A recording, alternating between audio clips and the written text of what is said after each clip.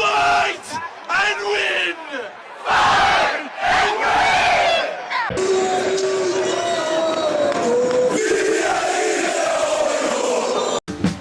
We are the boys from the South Fork.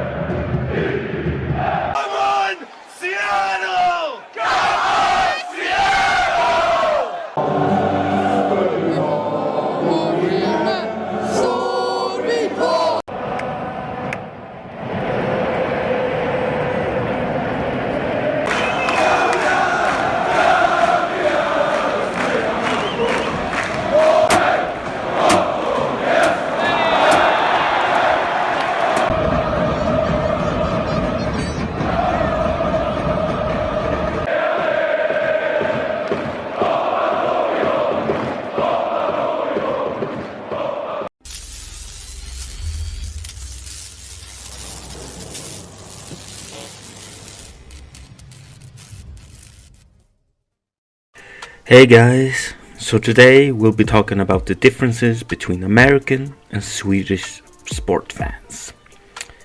But first, we need to look at the basics. The Swedish leagues is quite different from the ones in the States. One big difference, for example, is how the teams of the two nations qualify for their respective competitions. In Sweden, the two biggest sports are hockey and soccer. So in this video, we'll be talking primarily about differences between American and Swedish leagues in hockey and soccer. In Sweden, there is about 8 soccer divisions on the men's side, whereas on the women's side, there is about 7. In hockey, there is about 5-6 divisions on the men's side. On the women's side, there's about 3. Swedish teams plays different kinds of qualification games or series to move up to a higher division or league. At the same time, you do have to have your economy in order to have a license to play in the league. But in the NHL, it's pretty much a closed league. The teams who ends at last place do get an advantage in the draft lottery. And there is a deal between NHL and American Hockey League clubs in order to even things out and maintain the development of North American hockey. But that's it. There's no relegation or anything similar in the NHL or the MLS. In Sweden, that would be unthinkable.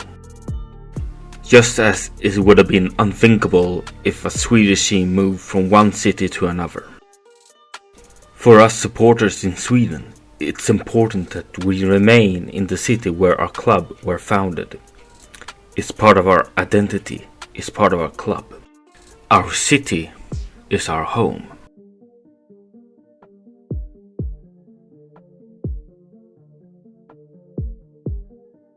Another difference is the way ownership of the clubs looks like in Sweden and the US. In the NHL, most of the teams uses some form of holding company for the team's assets, occasionally through several corporations, which means a team can have several owners.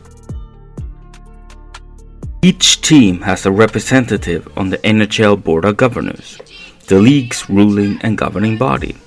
Usually, it's the team's owner and 2 alternates. The board decides, among other things, rules, policies, and for example, its structure of the game, such as schedule of the league. The board meets twice a year. The soccer clubs operate almost the same as the NHL. Instead of operating as an association of independent-owned clubs, the MLS is a single entity, which means that the clubs is owned by the league and its investors. But in Sweden, the ownership is known as the 51% rule, or more famously as the 50+1 rule. This rule is enshrined in the bylaws of the Swedish Sports Confederation, which states that members of a club must hold 51% of the shares of the company connected to the club, which handles the economy. This enables the members to gain control of the club and thus prevent a single investor to take power and cause damage and act against the wishes of the fans, which we have observed in countries like England.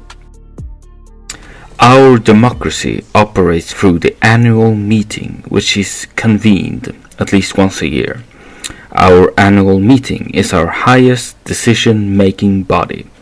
Here we elect our chairman, election committee, board members, and here individual members and the board can submit motion in which the annual meeting votes on.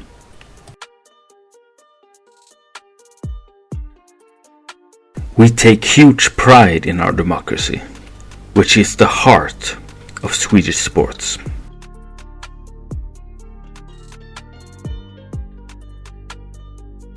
Now, there are a few things to go over. Because the view some Swedes have about American NHL fans isn't exactly unique. NHL fans, more specifically American, is nothing more than cheerleaders, belly scratching, popcorn, kiss cams. Basically that the Yanks care more about entertainment and money than their clubs and the game of hockey itself.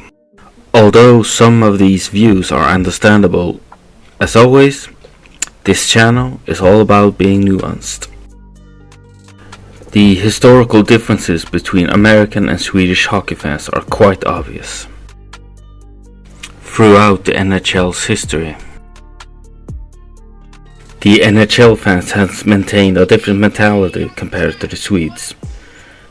That's not to say that they haven't created an atmosphere, because they have sometimes.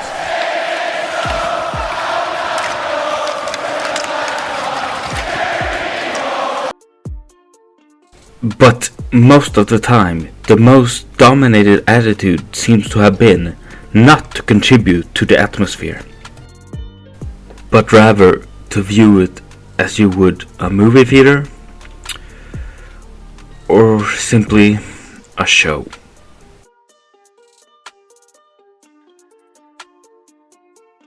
So although NHL fans can make some noise,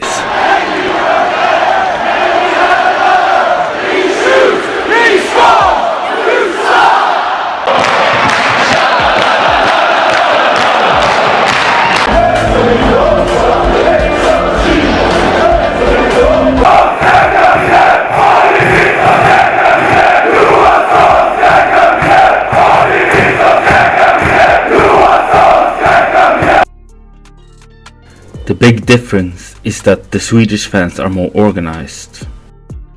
Cause in their minds, contributing to the atmosphere is part of the cultural duty to stand up for their clubs and their teams through singing and visual support, and flags and tifos.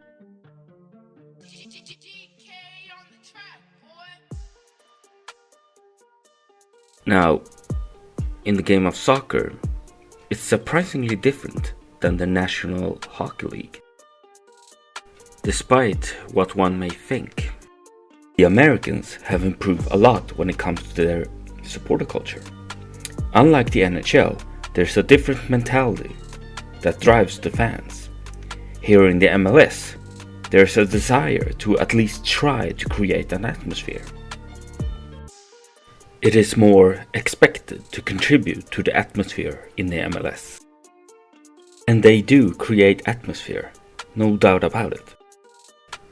But with their numbers, the atmosphere could be a lot better. Perhaps the reason for the Americans not tapping into their full power of their audience could be stuff like this.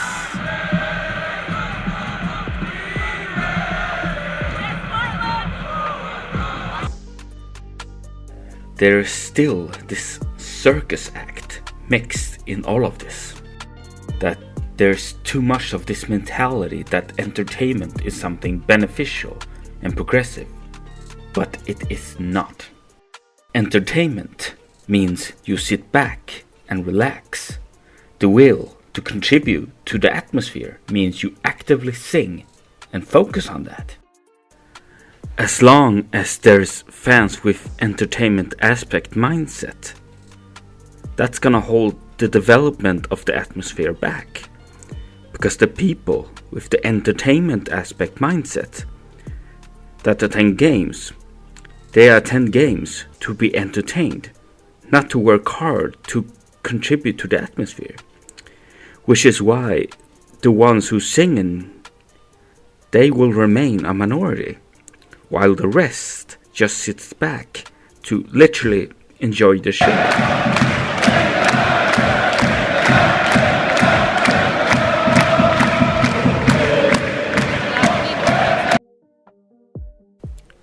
In Sweden, the main focus in the soccer games is to improve and raise the quality of the atmosphere as much as possible.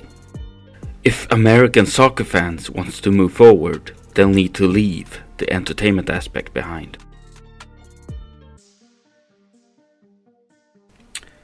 So far in this video, I've talked about the differences between American and Swedish fans. But at the same time, this channel is all about fairness and nuance. United States does have a long way to go, but at the same time they have made some progress. The structure in the soccer is similar to the NHL, but some of the clubs have established some form of representation. Every 4 years, we're entitled to vote on whether or not the general manager keeps his job. The Seahawks copied from the Sounders, setting up their own Alliance Fan Council. So it's pretty neat to have the NFL franchise see what a Sounders soccer franchise is doing and say, oh yeah, let's do that, let's try it out. And the Swedish democracy wasn't always given. We had to fight for it. And some Americans have expressed how frustrated on how they don't know what's going on with their clubs in the NHL. I'm honestly just trying to figure out what their plan is because I can't figure it out. You're a fan when you've committed so much of your time, so much of your energy, so much of your hard-earned money, only for them to just, never show that they're interested in having any success, never show that they have any clue what they're actually doing. It's just, I'm at the point, honestly, I'm being completely honest, I'm at the point where I'm contemplating how much of this I even want to keep doing, if I still want to keep doing this. And some Americans have fought against the concept of teams moving across the country in the past. And truth be told, some of the aspects I've talked about in this video can be found in Europe. Aspects we are still fighting to this very day. So it's important to point out that the way sporting events or the league or the club structure looks like today isn't the American fans' fault. Like I've said, Americans have expressed their concern about this before. The way things are today have simply landed on the American fans, not the other way around. And there's some parts of American soccer fanbase that show some promise. This does not show that the fans in the US are on the same level as us in Sweden or rest of Europe.